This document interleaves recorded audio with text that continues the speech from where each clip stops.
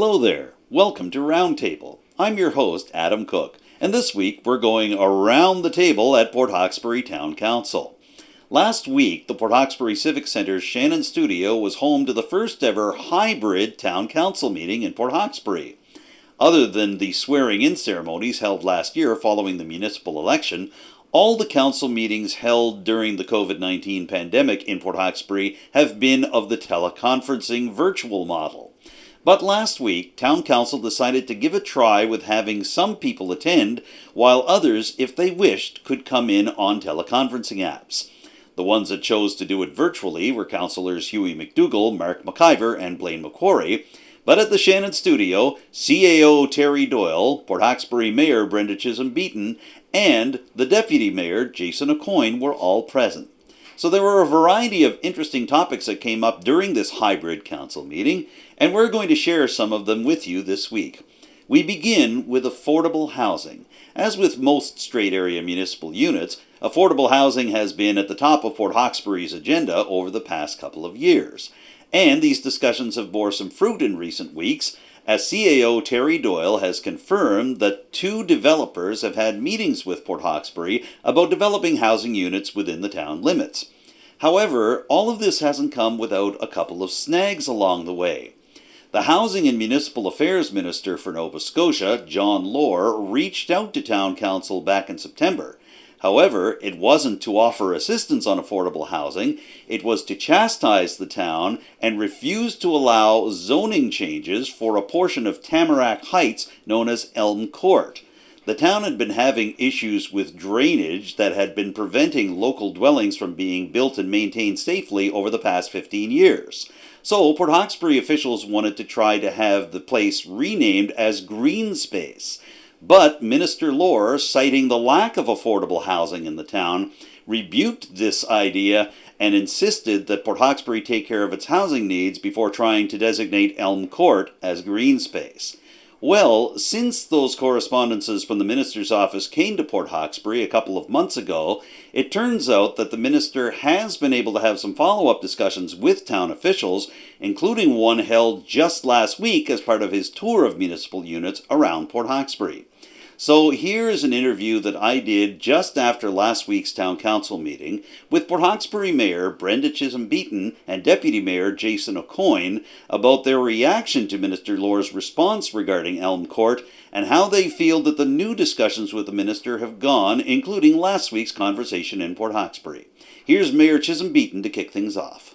Basically, the rezoning request that we put forward hadn't been adopted by the province at that time. And of course, we did, knowing full well that there wasn't going to be an appeal process. The council would be able to take an avenue for an appeal.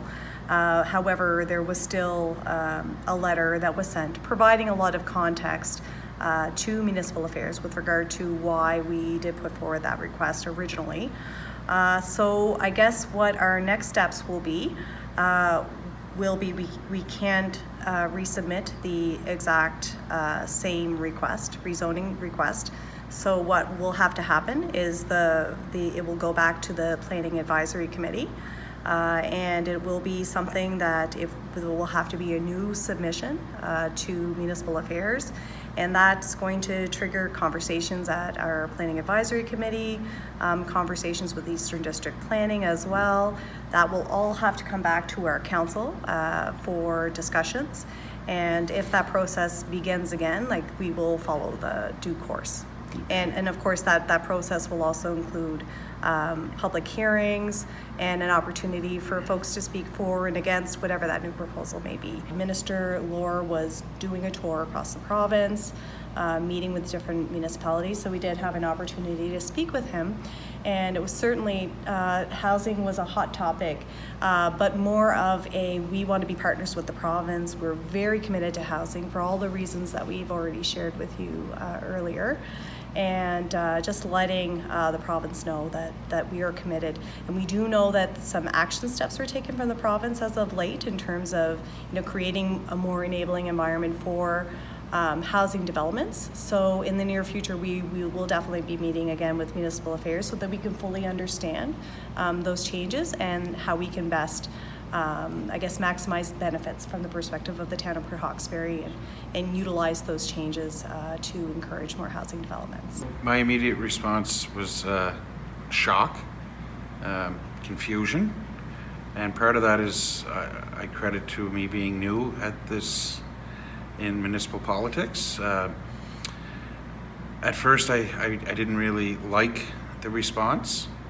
Once I worked it through and thought about it and got some more education for myself, I understand the response and the reasoning for it. I don't have to like it, but I do respect it, and I understand why. We're in a housing crisis right across Nova Scotia, all of Canada for that matter, and these are service lots that we were trying to put into green space. So I understand the response from the Minister's office. With that being said, the meeting with the Minister today was phenomenal. He shed some light on some things that are really, like the Mayor said, are really going to help municipalities move forward and get a little more creative. And I think that we're moving in the right direction. And it really wasn't a hill to die on. I mean, we had a lot of people concerned, so we did what we thought was best to represent our constituents. And we fought right to the bitter end, but there was no need of getting into a he said, she said, or into a big fight with them, because we're going to need to be partners with the province, and we're going to need the province to want to be partners with us. At the end of the day, the province isn't going to dictate, That's right. how we use that property. It's just they didn't approve of rezoning. So at the end of the day, it's up to council with regard to how that property is used. It's owned by the municipality. So at the end of the day, we go back to the drawing board to try to strike a balance between the expectations of municipal affairs in Minister Lohr's office and to meet the expectations of the citizens of the town of Port Hawkesbury, particularly the ones that are directly impacted by that property and potential future development. So it really comes down to kind of understanding what that happy medium could be, and then presenting a new proposal and going through due diligence with regard to that. And it could, look a little differently than the original application that was put forward, but we'll have to definitely do some consultation with our planning advisory group, Eastern District Planning, and then again back to council. The Minister has a responsibility to do what he feels is best, and looking back at his decision, I can understand why he came up with that decision. They are service lots, and I totally respect his decision. And the second thing I want to comment on is one of the reasons that we push so hard here is that 16 years ago, the residents of Port Hawkesbury were told that this was a done deal. And then last year we find out it's not. So we really wanted to do all we could to try to get this across the finish line. We understand we can't right now.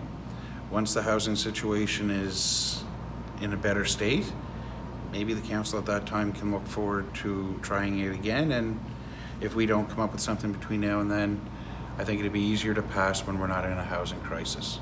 This was something that came from 2005 that got pushed forward to our current term.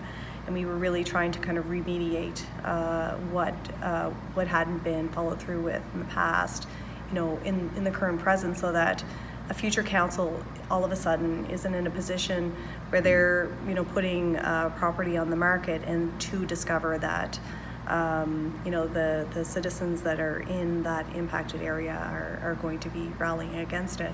So at the end of the day, though, when we talk about housing and we talk about growing our population, it's important to have new housing for people to move into our town. But part of striking that balance is making sure that we're meeting the needs of the citizens who are currently living in the town. So it's about retention as much as it is about attraction and growing our population. So I think part of council's perspective in putting forward that rezoning was very much about on the retention side of our population. So I'm very hopeful that at some future date, whether it's our council or subsequent council, can kind of strike that balance so that we are honoring the traditional use of that space as a green space and a community meeting space, but also making sure that perhaps some of those parcels are available to development. What we can do is work directly with developers and investors to understand their needs, and how can we create a more enabling environment that really positions Port Hawkesbury to be business ready for more housing developments. So whether it's working with developers to make the process a little easier in terms of that risk piece. So for example, in our survey, we do have a couple of hundred survey respondents who have offered their name and contact information, and they want to be contacted if there are new housing opportunities. So even having that kind of offer to mitigate some of the risk for housing developments, I think that's great. If a developer has built-in occupancy prior to purchasing land and before a shovel even enters the soil. So we hope that we can better understand exactly what are the needs for developers and investors, particularly in consultation with some local ones that will help guide the process. So earlier on, we were trying to figure out how do we present this survey data so that we can garner more interest from developers.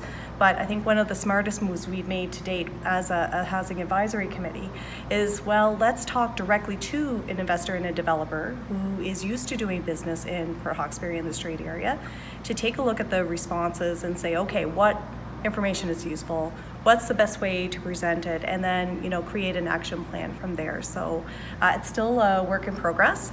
We have a very committed council. Housing is one of our top priorities, and at the end of the day, we do understand that we have a broad spectrum of housing needs, from seniors housing to student housing to shimmy housing, second stage housing, all across the spectrum. So it's not so much we're only looking for this kind of housing. It's about working with developers, because at the end of the day, a developer needs to have a sustainable business plan before they're going to commit to a project. And whatever we can do as a council and as a housing advisory committee to create that enabling environment to encourage more developments, we're happy to go that extra step. I think the biggest and most important key to that is education, and letting the residents know that the town of Port Hawkesbury is not into the business of building housing. We are definitely out searching every avenue we can to get housing here. And I heard you mention, do you say no to this if this isn't coming? You're only looking for senior. We will not say no to anybody. We will listen to anybody. We'll talk to anybody. And like the mayor had mentioned, you make the process as easy as possible. So we've already started that with trying to rezone new areas from an R1 to an R2. So if somebody wanted to come in and put a multi-unit up, the zoning's already going to be changed for them. And that can take 3 to 4 months sometimes, or even longer. So if we have a developer here that's coming into the area and sees that the town is proactive, they're going to realize that yes, they are serious, they're open for business, and they want us here. And I think that these little steps don't seem like much to some people, but as a lot of little steps come together, we're going to take that big leap soon. The last meeting have spoken about forming a not-for-profit to help the housing needs, and I think that the committee members will play a vital role in developing this not-for-profit. We've also realized that the housing file is just way too big to be worked off the side of a desk. So with some conversations with the provincial and the federal government recently, and with our housing advisory committee, we were looking at hiring a full-time employee on a 2-year pilot. Of course, that's going to be dependent on funding. I'm expecting that we will get some information early in the new year, maybe February or March. We should get some information on what funding is available, and we'll be applying for that obviously as soon as it comes out. Of course, the COVID-19 pandemic is still having an impact on how we conduct our daily lives in Port Hawkesbury and around the Strait area. But you might be surprised how the pandemic is having an impact on what might seem like some simple things that you and I might take for granted. For starters, let's take a look at the Port Hawkesbury Civic Centre. the walking track in the Civic Centre hasn't been open for its usual hours. As well, we've been hearing some concerns recently about whether not having bottled water available in the Civic Centre is the right way to go, given the reluctance to have communal water drinking areas during these pandemic times. So let's take a look at these issues right now. First up, the walking track. Port Hawkesbury Town Councillors are going to put their heads together regarding several requests from town residents, particularly seniors, for extended hours for the Civic Centre walking track. Currently, it's only open during municipal office hours, which are 6 a.m. to 4:30 p.m. Monday to Friday. But at the request of Councillor Hughie McDougall, the town will see if it can find a way to handle proof of vaccination requirements that would be needed if the walking track returned to weekend hours. According to the Civic Centre's facilities manager, Gordy Snook, such a move would require minor hockey teams that use the Civic Centre on the weekend to be part of checking for proof of vaccination for the walking track. However, Mayor Brenda Chisholm-Beaton is optimistic that between Snook, the town councillors, and other town staff, a solution can be developed to help walking track users to be able to get out whenever they like. That's interesting. That at least would kind of indicate to staff if there was kind of a lanyard once you register and you present your double vaccination records, then you could have something that you just take to the gym so you don't have to show it again. Staff will get back to us with regard to what potentially could be done on the weekends in consultation with minor hockey. And I guess whatever that scenario may look like, they can certainly let council know so that we can pass on that information to citizens, I guess, who are interested in using the walking track on the weekends. Because I know that we all support an active and healthy community, even on Saturday and Sunday. So now that the weather is getting a little bit tricky, it will be nice. And I think one other consideration, too, that I would pass on to Gordy that I probably don't need to mention is just, some folks who may need to use the elevator on the weekends, too, just that there would be access to that, as well as the washroom facilities on the second floor and access to the walking track from that side of the building as well. In the meantime, Deputy Mayor Jason Aucoin is trying to reverse a long-running policy that prevents the sale of bottled water in the Civic Centre. It was designed to cut down on single-use plastics while promoting the town's own water supply. But Aucoin has suggested that many people are wary about using refillable drink containers during these pandemic times. He brought the issue to the council table after receiving inquiries from the operators of the Civic Centre's canteen and getting complaints from hockey teams about the impracticality of having flavored water or soft drinks for their players as opposed to bottled water. Aucoin's motion to have bottled water returned to the Civic Centre was defeated 3-1, but he and his fellow councillors have agreed to review the town's water policy to see if a short-term solution could be reached for the duration of the pandemic. This discussion happened after the mayor, councillors, and town staff tried to find a copy of a water policy for Port Hawkesbury that would prohibit the sale of bottled water in the Civic Centre. However, after failing to find such a policy, Mayor Brenda Chisholm-Beaton suggested that it may have simply been a motion of council, and the idea of a revised water policy for Port Hawkesbury could be looked at in the coming days and weeks. Just have record of a motion, but we don't have an actual policy. So I would recommend, for the consideration of council, that we, take a look at making sure that we do have a policy in place. And if we can find the original, then we should consider having a more modernized policy around this. Welcome to the corner of Granville Street and Sydney Road in Port Hawkesbury. Up until recently, Dexter Construction had been working on some road repairs for an intersection right here that has been problematic for the town in recent years and is part of a new strategy to implement three-way, four-way, and all-way stops at intersections along Granville. However, the project quickly wrapped up due to rain conditions, and one of Port Hawkesbury's town councillors wants to know what's going to happen next. Now, for many years, there was only one stop sign here at this intersection, and that was to permit cars coming from Sydney Road onto Granville Street to use this curve to be able to get there safely without traffic advancing beyond the stop sign. However, Granville Street has seen the construction of 2 new four-way or all-way stops over the past year, and this was to be the third, completed by Dexter Construction this fall. According to Port Hawkesbury's Chief Administrative Officer, Terry Doyle, curbside work has been finished for this intersection, most of the sidewalk work is done, and Port Hawkesbury's Public Works crews are finishing up with the asphalt paving that needs to be done to finish up this section.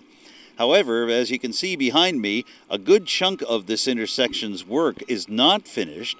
Dexter Construction tried to work over the contract deadline and did so at its own expense, but still wasn't able to complete the job. CAO Doyle also pointed out that the 100+ millimeters of rain registered in Port Hawkesbury on November the 23rd, in addition to another 100 millimeters of rain that had fallen since that time, had hampered the efforts of Dexter Construction to complete the project. That led Town Councillor Hughie McDougall to insist that Council pass a motion forcing Dexter Construction to complete the work under the current conditions. CAO Doyle replied that while Council was well within its rights to be able to pass such a motion, he personally wouldn't support it, and neither would Dexter Construction. In the end, Councillor Hughie McDougall agreed to allow the project to sit until the spring when it could be completed safely by Dexter Construction, a course of action applauded by Mayor Brenda Chisholm-Beaton. My understanding would be that when the conditions are suitable, that work would be continued. I guess when it's suitable conditions so that they can guarantee the work. So it looks like this intersection, which has seen so many efforts at upgrades over recent weeks, is going to have to make do with what it has right now through the winter, with the hopes of completion once the snow disappears in the warm weather months. And that wraps up this week's episode of Roundtable. We hope you've enjoyed our look around the council table for the town of Port Hawkesbury.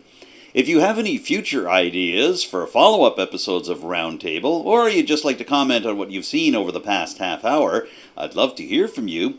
You can contact me directly. My phone number is 902-625-8863, and you can reach me by email using the address adamjrcook, cook with an E, @gmail.com.